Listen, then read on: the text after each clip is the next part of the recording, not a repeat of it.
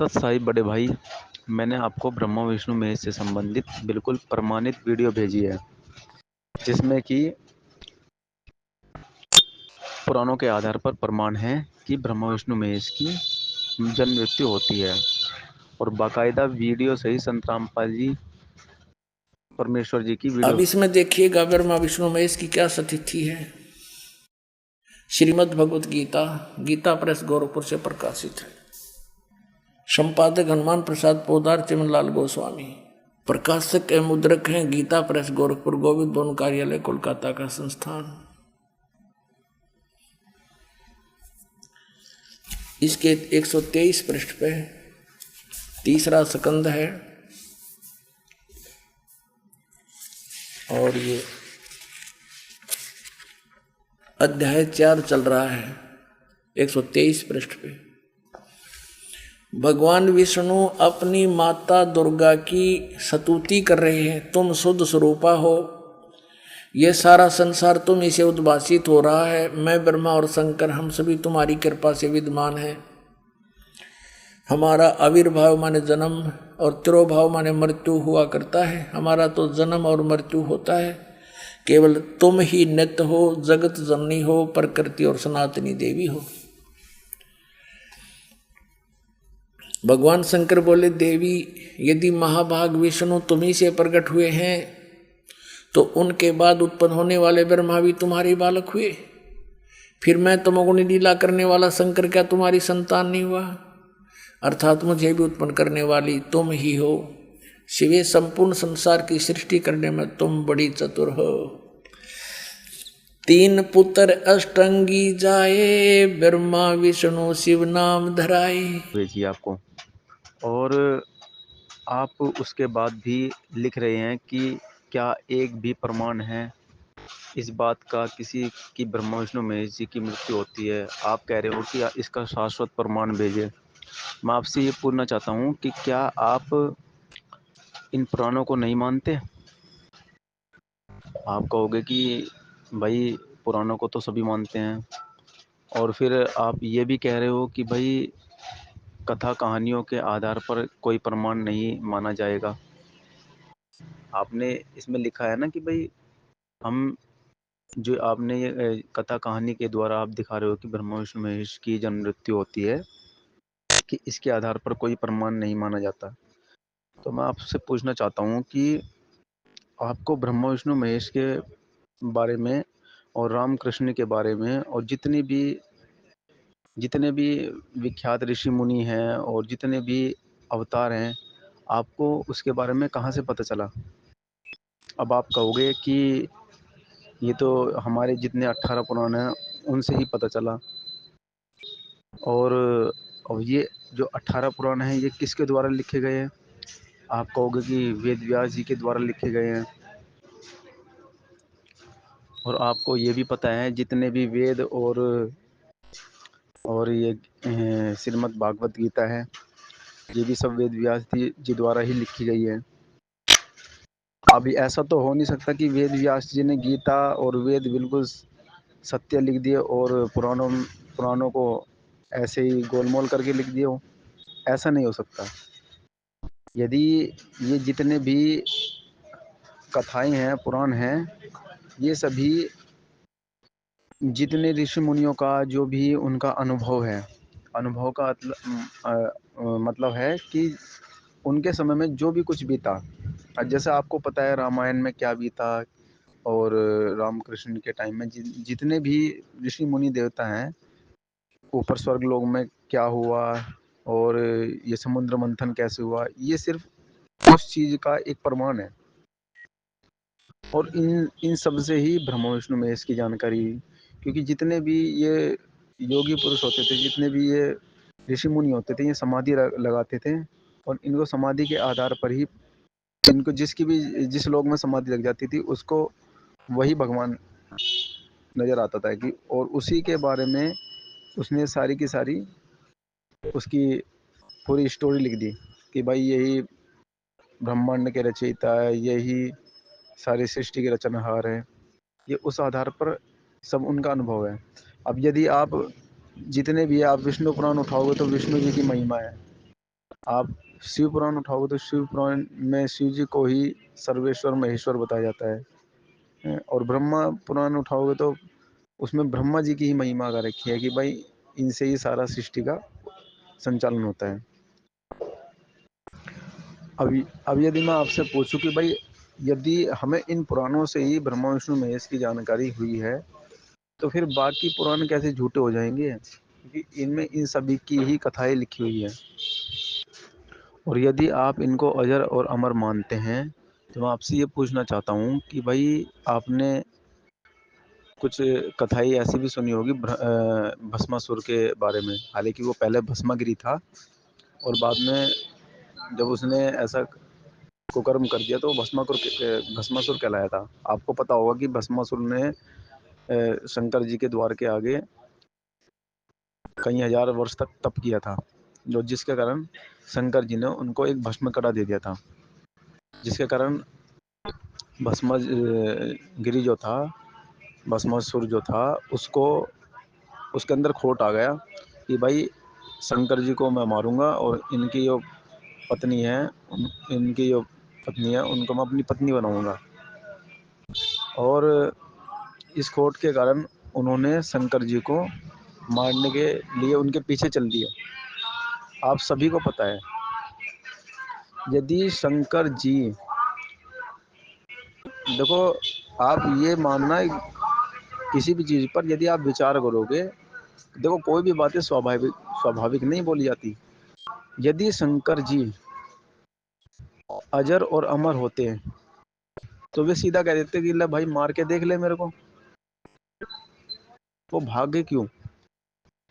इससे ये सिद्ध होता है कि वो अजर और अमर नहीं है। ये बिल्कुल सटीक प्रमाण है। और बाकी खाली यही प्रमाण नहीं है, ये तो मैंने आपको सिर्फ एक छोटा सा अंश दिखाया है। आपको जो वीडियो में मैंने आपको दिखाई थी, संत रामपाल जी की वीडियो जो दिखाई थी, वो एक छोटा सा अंश दिखाया था मैंने आपको। बाकी तो इनके तो ढेर सारे प्रमाण हैं। आप जब अब जब आप आध्यात्मिक में देखो, आप आध्यात्मिक से रिलेटेड कोई भी वीडियो बनाते हो कोई भी, तो आप फिर उसमें अच्छी तरह घुस जाओ। और यदि आपको कोई मार्गदर्शन कर रहा है तो फिर उससे संबंधित आप उसको फिर जानकारी लो कि भाई इसने ऐसा क्यों लिखा है। और यदि इसने ऐसा लिखा है तो फिर उसमें और भी कई सारे प्रमाण होंगे। तो देखो जो संत रामपाल जी भगवान है वे हर प्रकार के प्रमाण भेजते हैं, हर प्रकार के प्रमाण दिखाते हैं। बिना प्रमाण के कोई बात ही नहीं करते। आप कोई भी उनकी वीडियो उठा लेना, कोई भी एक भी वीडियो उठा लेना, बिना प्रमाण के नहीं आपको मिलेगी।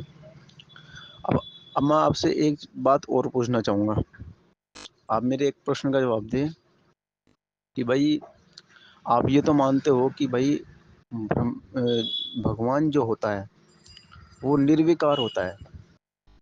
निर्विकार का अर्थ कि जिसके अंदर पांचों विकार ना हो। और यदि किसी के अंदर विकार है तो वह फिर भगवान नहीं है, वह एक जीव है। क्योंकि जीव के अंदर विकार हो सकते हैं, भगवान के अंदर नहीं हो सकते। वह निर्विकार कहा गया है। कहते हैं निर्विकार निर्भय तू ही और सकल भयमान। वो निर्भय भी होता है, वो शंकर जी की तरह एक अपने ही भगत के आगे डर के नहीं भागता, वो निर्भय भी होता है। कहते हैं निर्विकार निर्भय तू ही और सकल भयमान, सब पर तेरी साहिबी तुझ पर साहिब नाही।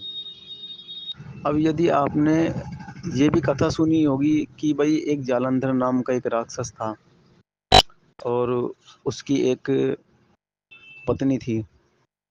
और जालंधर जो राक्षस था उसने काफ़ी उधमस उतार रखा था, काफ़ी तबाही मचा रखी थी।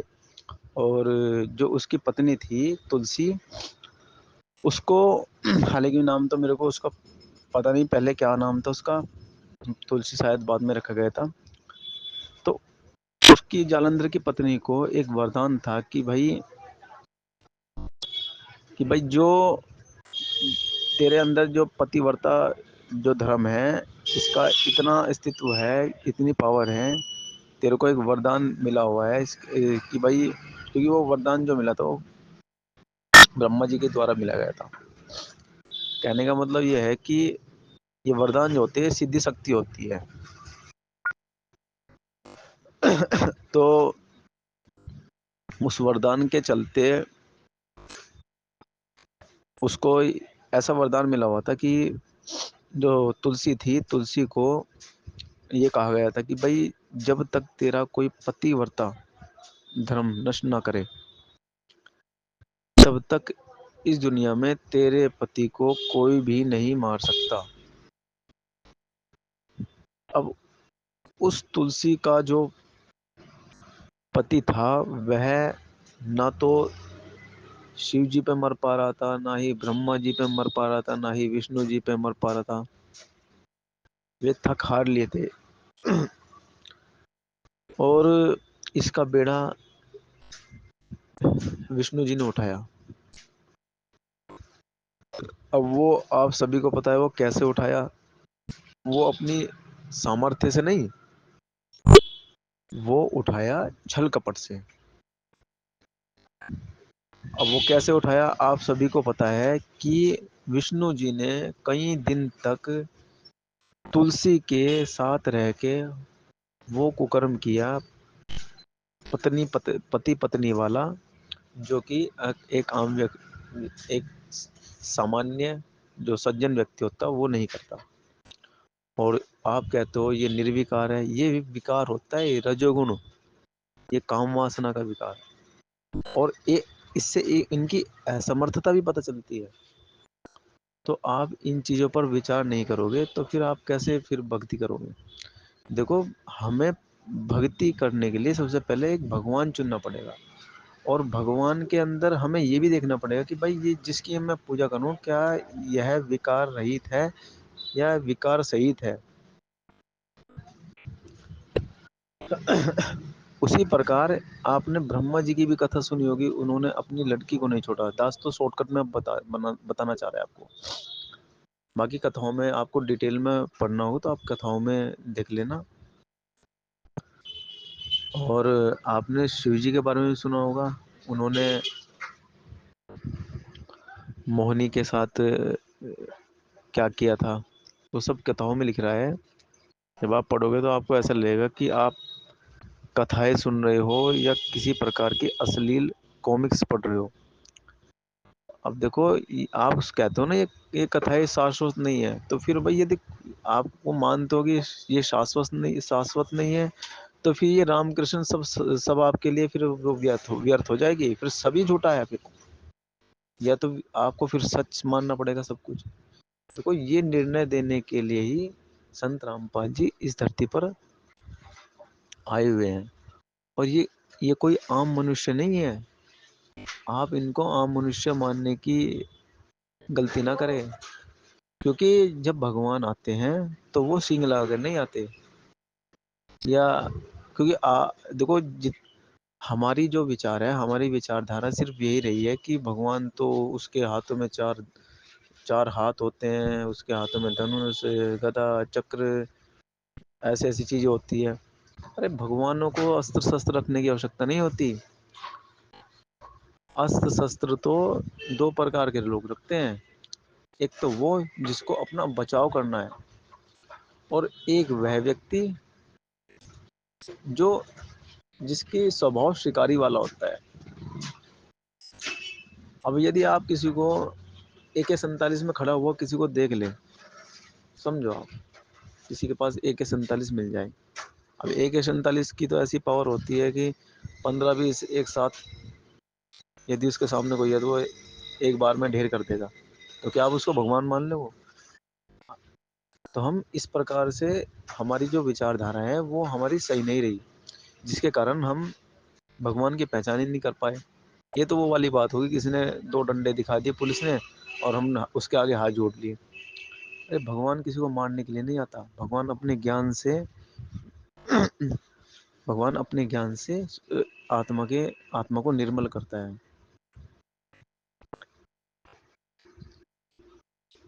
गांधी जी भी कहते थे कि पापी को नहीं, पाप को मारो। तो भगवान कैसे मार देगा? भगवान